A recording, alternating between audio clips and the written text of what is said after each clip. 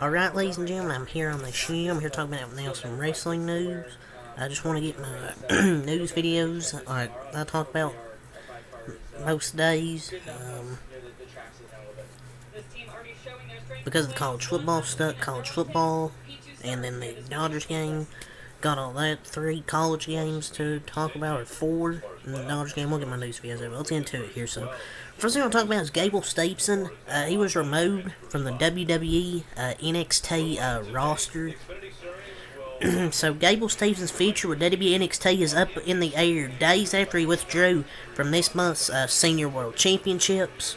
Earlier this year, the Olympic gold medalist beat Baron Corbin in his in-ring debut at the WWE Great American Bash premium live event from the HEB Center in Cedar Park in Austin, Texas. In addition to his WWE debut, he returned to amateur wrestling earlier this year where he won the US Open this past April and wrestled again in the Final X in June. Stevens is no longer competing at the tournament in Belgrade, Serbia.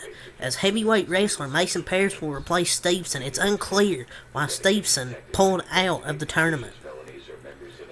So Stevenson has to get approval from WWE to do these tournaments, and when he pulled out this one, some thought it indicated that WWE told him he couldn't do it. It also made fans believe it was an indication that WWE not allowing Stevenson to go for his third NCAA title next year or the 2024 Olympics. So, on the latest, that remains to be seen in the latest edition of the Wrestling Observer newsletter. Dave Meltzer reported with grain of salt. This is Dave Meltzer. He reported that, quote, another interesting note is that Stevenson has been officially removed from the NXT roster. I don't know what that means. Past the tapping, and there are no plans for him in NXT at the moment. So there are currently no plans, and apparently he's been removed from the NXT roster. So he might be released, honestly. I mean, he just pulled out of the Senior World Championships for amateur wrestling, so he's not training for the Amateur Wrestling Championship then.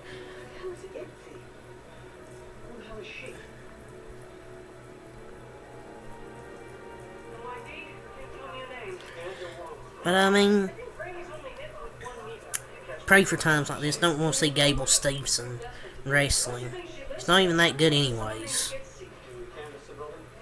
It's like God is good. They've been trying to replicate what Kurt and Brock brought to the business, which will both be future Hall of Famers. There are other guys like Gable and that have that background like Kurt Angle. Chad Gable is very close to Kurt Angle. He just hasn't had the same level of push, but he's getting that main event level presentation. I think he's going to get that push. I mean, he kind of is already, to be honest. Because he's had some strong matches with Gunther, and he's probably won the belt soon. He's the closest thing to Kurt Angle. I don't know why people ever thought Gable Steveson would be like the next Kurt Angle in-ring wise, or like that, have that personality. He's just not that good of a wrestler, like in WWE wise, and he just doesn't have that charisma like Kurt Angle. But hopefully he's released and gone from NXT. And people ask, oh, why are you happy he's gone? Okay, he's just a rapist. It's messed up what he did, but especially being a talented athlete, to know he was going somewhere with his abilities was very dumb doing what he did. I mean, I know it was like 2019 or something, but still doesn't make it right. So that was just messed up what he did, and wish he didn't do that, because he could have been something. I mean, like, he's very, he's just not a good wrestler in WWE. But he could have been a very talented wrestler, like Steel in the Olympics and stuff like that. But being such a bad babyface that Baron Corbin got cheered will do that to you. His reputation doesn't help, and you as a babyface getting booed will not help. Just saying. An open challenge has been added to tonight's AEW Collision. So it's second. Tonight's the second episode of Collision without CM Punk. The ratings weren't good because you had college football, ready to be payback, some strong competition. But Chris Statlander will defend the TBS title in an open challenge. In an open challenge, so that's your open challenge for tonight. So we'll see what happens on that. So WWE Star recently picked up his first singles match of his career. I don't even know why this is news.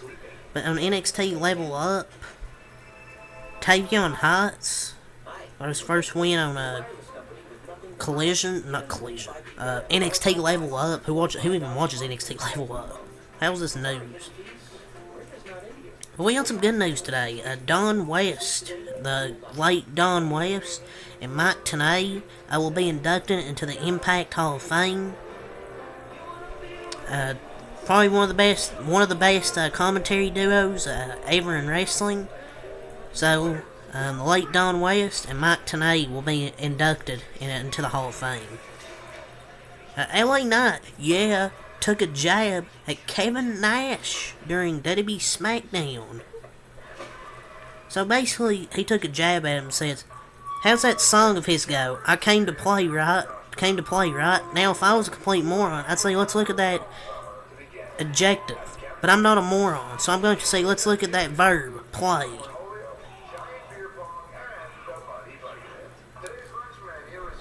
So yeah, he completely destroyed Kevin Nash. He cooked Kevin Nash.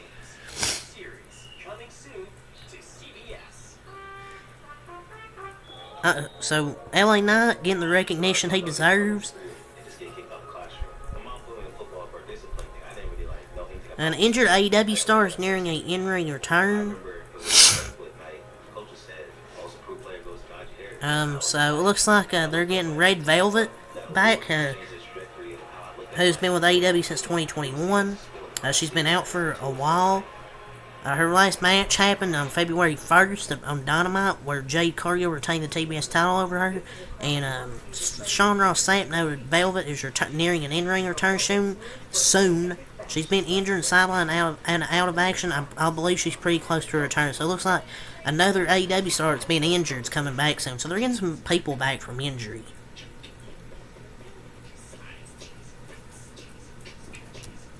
So a former WWE star returns, says he has one last match left. And to save you a click, it is the Great Khali.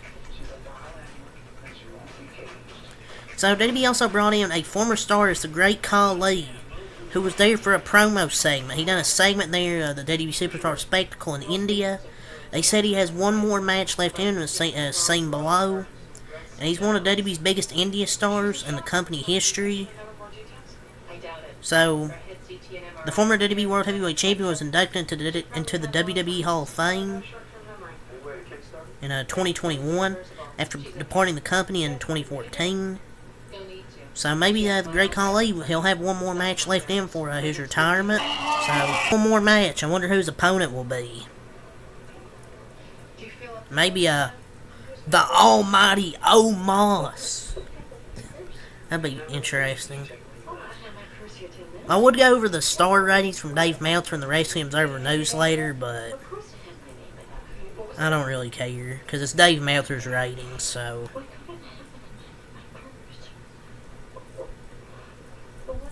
So Tony Khan provided a jet to make the travel easier for AEW talent that's going to attend, Bray Wyatt's funeral. So Tony Khan provided a jet to make some of the travel easier.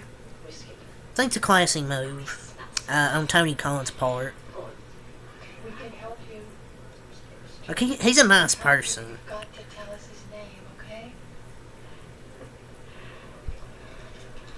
Like, he's a really generous person. That's a good move on Tony Khan's part. So they won't have to try and travel themselves. They can just get on a jet, go to the funeral. But here's the big story. Prior to AEW All In, the Young Bucks said they were willing to work with CM Punk if there were no more issues for at least 6 months. That's a weak excuse. Saying, they were willing to work with CM Punk if there were no more issues. I don't think they were going to regardless, even if there was no issues. Like, these two fools shouldn't even have EVP jobs. Just stick to wrestling. If you're executives, you should be willing and able to put personal issues aside and do what's best for the company. And I feel like AEW is better without CM Punk. It's good with him, and it's good without him. But if you can't work, it just sucks they couldn't work those issues. And Dave Meltzer has a write-up in the Wrestling Observer newsletter on CM Punk and the issues that led to his firing from the company. And basically, one of the things written in the newsletter about the Young Bucks and their willingness to work with Punk, but only if there were no issues for at least 6 months. Take with a grain of salt. It's Dave Meltzer, the friend of the Young Bucks, trying to make the Young Bucks look like the good guys. So one of the narratives that had been pushed online by some was that Matt and Nick Jackson didn't want to sit down with Punk to work things out. It turns out they were willing, even after their backstage fight last year at All Out. Meltzer wrote, one person very close to the situation. That could be any person close to the situation. Take this with a grain of salt. I'll say it again. It's Dave Meltzer, the friend of the Young Bucks. Young Bucks stan Dave Meltzer. Said one person very close to the situation said the Bucks had said if 6 months went by without any issues, they would have been willing to sit down and work with him. Like I said again, take it with a grain of salt. It could be any person close to the situation. He noted that with problems happening seemingly every other week, from Punk's issues with Jack Perry and what happened with Ryan Nemeth and Christopher Daniels, the clock getting set back to zero. In related news, Meltzer wrote that the Young Bucks were told of a legal letter sent by the company that said they violated an agreement made months ago to not talk negatively about the other side, evidently in a BTE skit. What's Behind the Elite or whatever their YouTube thing is? Meltzer wrote, evidently it was from a BTE skit. There was a storyline that started years earlier about Matt Jackson screwing up an endorsement deal and was brought back where he had secured some sort of another deal that was going to make them all rich, only to have that screw up, and even with their new contract they were left broken, couldn't retire even if they wanted to, and they were all furious that they could never leave wrestling. In the skit, they wanted Matt to apologize for screwing up. Punk's name was never mentioned. I'm sorry, did I wake you? Oh, he made fun of me. He made fun of me. Come on. It's just so childish in this company. Oh, he made fun of me. I wrote a legal letter. Gosh. He indirectly made fun of me. God. AEW is so childish backstage, so toxic. I mean, it's getting better now if they're gonna have CM Punk, but freaking legal letters over a freaking skit. Come on. Rhea Ripley, Grayson Waller said after the bell said she is arguably like the top star in WWE. There's probably Cody Rhodes, Rhea, LA Knight, some of those names. She's definitely up there with like the top stars.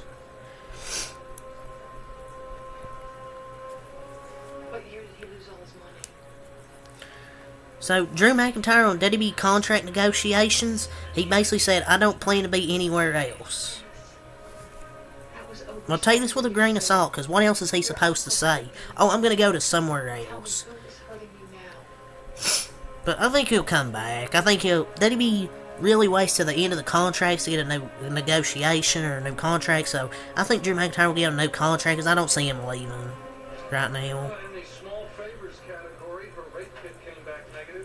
So WWE sold a lot of tickets for SmackDown, apparently, after John Cena was advertised for the show last night. I mean, not shocked. So WWE started returning to in-ring action for the first time in over a year. So yeah, I believe it was a Shanky. Yes, at the Superstar of Spectacle.